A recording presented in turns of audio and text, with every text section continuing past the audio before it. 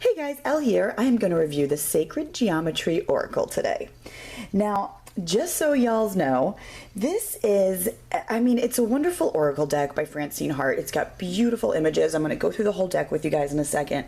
However, this is not an oracle deck that I actually read with. And that's not because you can't. I'm going to pull the book out and show you. She's got wonderful divinatory meanings for every single card, upright and reversed for the ones that it's applicable for. It's just not a deck that I use like that. Me personally, it's sort of become like a meditation deck. And it's one that I use almost every single day. I'll pull a card and sit with it and think on it and meditate with it. And sacred geometry images especially, I think, are so wonderful and so perfect for just that sort of thing.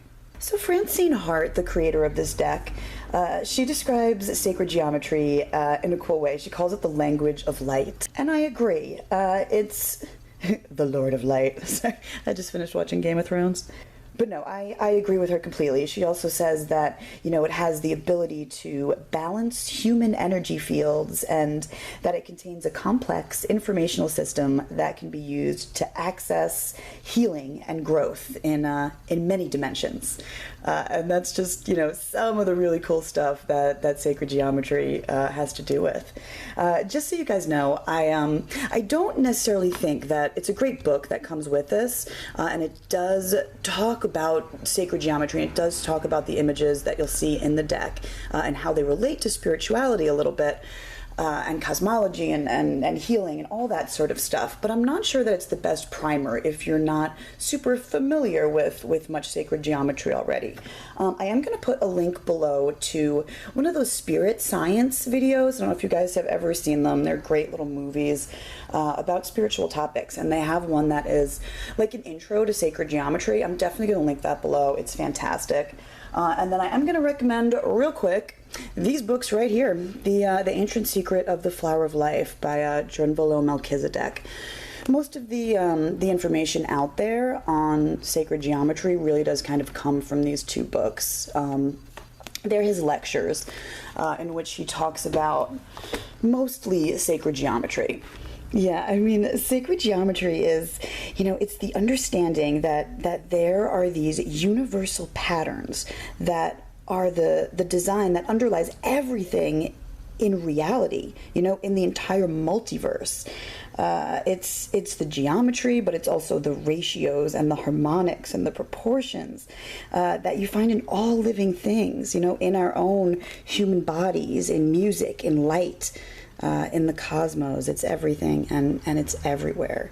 It's a wonderful, wonderful sort of field of study. But yeah, the Sacred Geometry Oracle, it comes in a big let me move my deck for a second, in a big old awesome box like this. It's really hard, it's very stiff. There's some information on the deck on the back.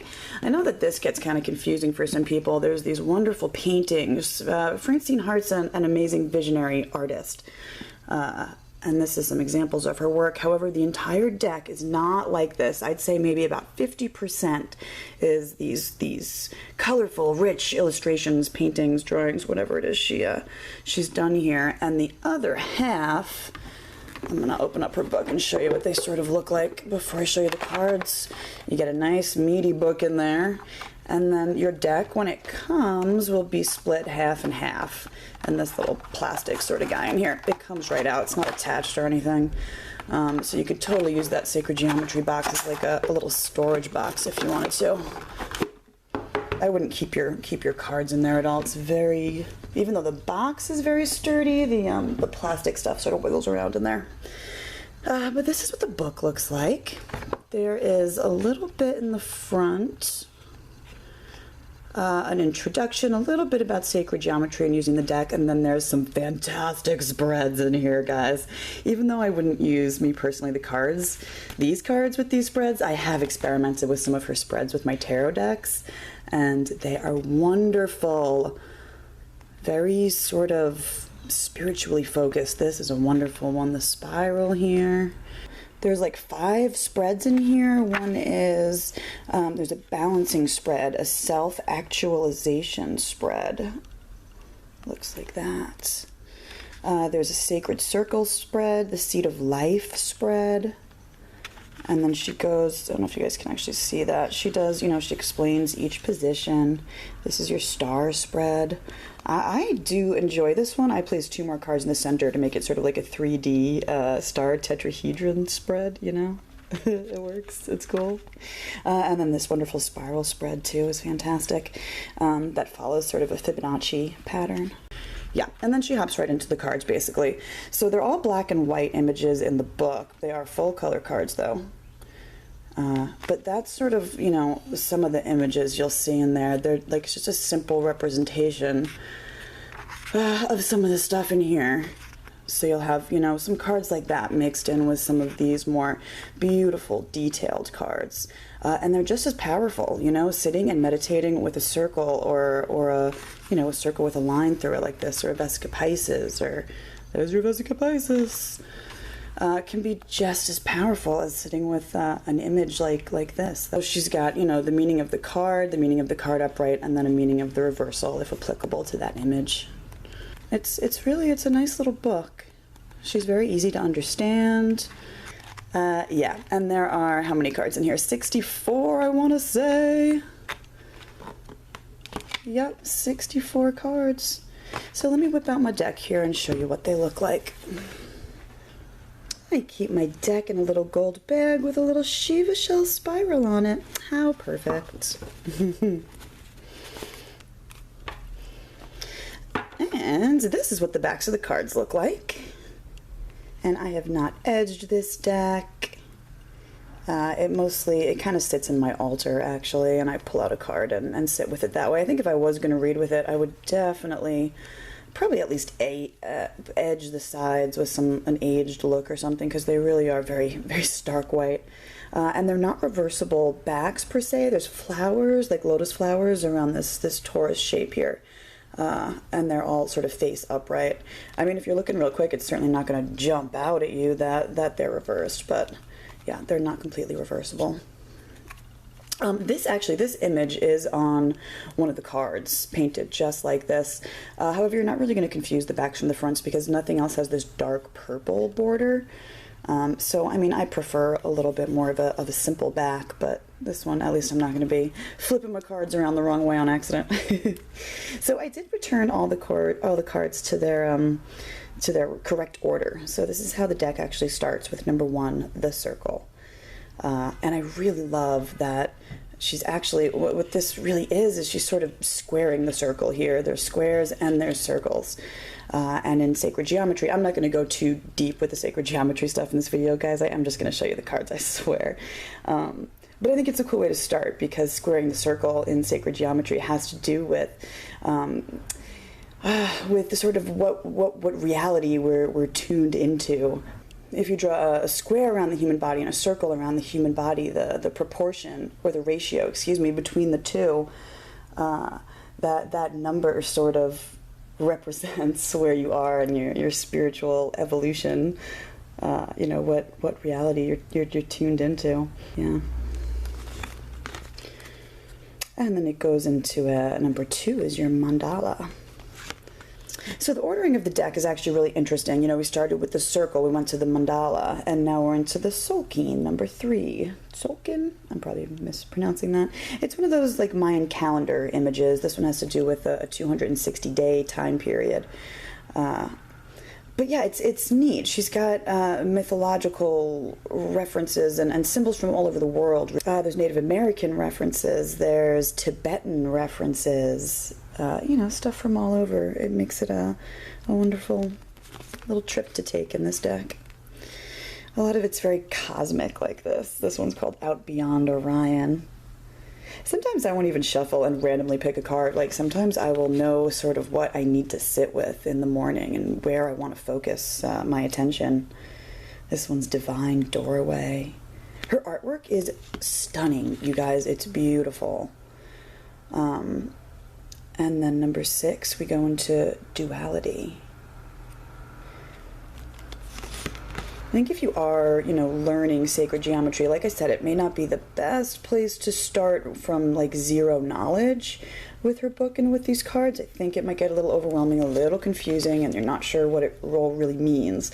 But if you are just beginning and you have sort of that basic understanding, this is a good place to sort of go next. Because it's great to sit with the images and see them, and then she's used them in the artwork in really, really wonderful ways. Echoes of One, this one's called. Isn't that great? So once you have sort of the basic understanding of what the symbols represent and how they apply to nature and reality, I think sitting with them is the next step, absorbing them that way visually. The best thing you can do with sacred geometry, and it's so true, is to draw some of these symbols yourself. Get yourself a compass and a ruler and go to town, man. It is really, really fun. Sri Yantra. See symbols from all over. And we're into like the triangular section. There's your tetrahedron. She does have an image for each of the platonic solids in here too. Himalayan passage. Isn't that cool with the mountain? Not really a huge fan, I guess, of the sort of pastel-y borders. They're not in any particular order. They're just sort of randomized as far as I could tell. But it's like light blue, light pink, light purple borders around all the cards. It works. It has a feeling that runs through it. I think I would have loved to see like black. I just love black borders or something. Makes it feel a little bit more grown up, I guess. But it's okay, it's still cool. These images are just what I needed. They're great. I feel like I can sort of do some of this with like the Orbifold Tarot too, it's great to just sit with. This image of a square can be so powerful. Or a hexahedron, excuse me, a 3D square. Your Antakarana, it's a Tibetan symbol. And they're not all just, I think that's a medicine wheel. So it does sort of branch out from like purely sacred geometrical symbols. This is Mayan Dream. This is number 22, Dancing Through Eternity. Isn't that sweet? Like I said, she does give you divinatory meanings for all these cards. If you want to do regular spreads with this deck, like a good old-fashioned oracle deck, you absolutely can. I don't really use oracle decks so much for readings like that. I'll use like my soul cards deck, DNA guys, DNA, to do sort of full spreads with, but certainly not for clients. That's just for me, for practice, for psychic exercise, sort of, High Tide. Aren't they sweet? They're just sweet, beautiful images. So I just wanted to be very clear that I can't sort of relay back to you guys, if I get clear messages from this deck, or it's how it feels when you read it. It's just not something that I do with this deck. But I do recommend it for whatever you're going to use it for. It's truly beautiful, and the subject matter is obviously shit I'm obsessed with. I think half the images in here I have tattooed on me. And who doesn't love some good old Vitruvian men? There's my other tattoo. That is the Seed of Life. Love sitting with these. I probably even like the more simplistic images even better. I find them so powerful. Oh, isn't that pretty though? Now, this card is called June Companions, but of course, in her book, she talks about how it means transformation, and she doesn't, veer too far from, I think, what you sort of naturally pull out from the card with butterflies on it anyway. But there is the whole pattern in the back there, even of the flower of life. You see that? Even in these, more illustrated cards, the sacred geometry, look at that. Can you see the flower of life in there too? The sacred geometry is prevalent. It's almost still the focal point. And there's a full flower of life. This is one of my favorite cards, and it's called The Lesson. Isn't that amazing? Reminds me of a teacher. Beautiful. And this one's called Dancing Prayer. Like this kundalini is rising and spiraling. Isn't that great? Here is an image called the Fruit of Life. This comes right out of the Flower of Life. And this one's called Crossing Over. They're cool, right? Oh, Metatron's Cube. Powerful, powerful image. This one's called Nucleus. Isn't that neat? Here's a hexagon. This one's called Transmutation. Yeah, baby. Why did I become Austin Powers for a second? And there's your star tetrahedron, also called your Merkaba. And then in the next card, there it is. There is, it's called Together, but, you know, it shows your Merkaba energy field, the energy fields that exist around the human body. Isn't that great? I love that card, too. I would definitely like to do some more videos talking about more specific aspects of sacred geometry. I really do enjoy this stuff. In that book I showed you guys before, The Ancient Secret of the Flower of Life by Drunvalo Melchizideck, in what is it, volume 2, he has he's got a very specific meditation for you to activate your Merkaba fields through these breathing exercises and meditation. It's wonderful. This one's called Invoking the Infinite. Isn't that beautiful?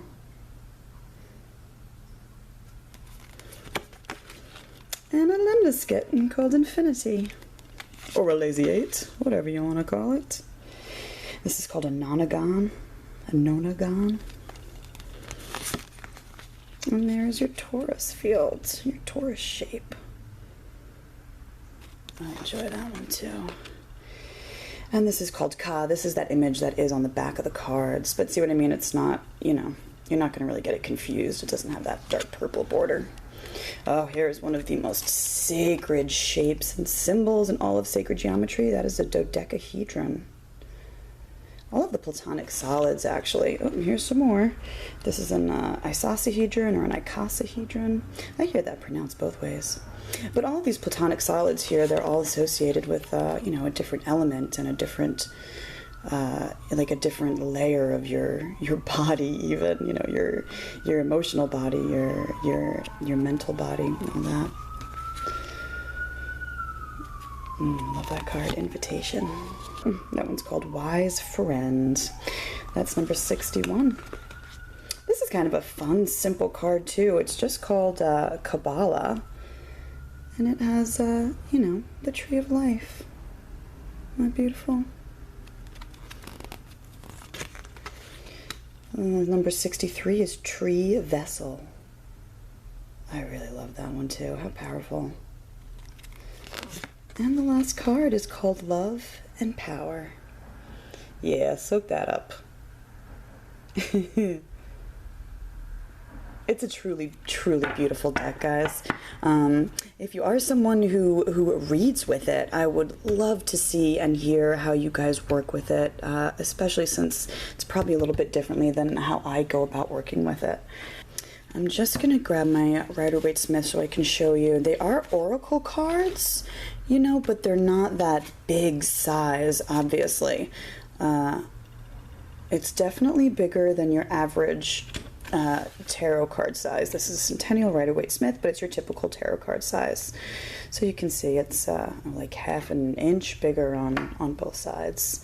It really does feel like a tarot card size in my hand, though. And it shuffles easy. They're not super glossy, but they do have a coating on it. Do a shuffle for you guys.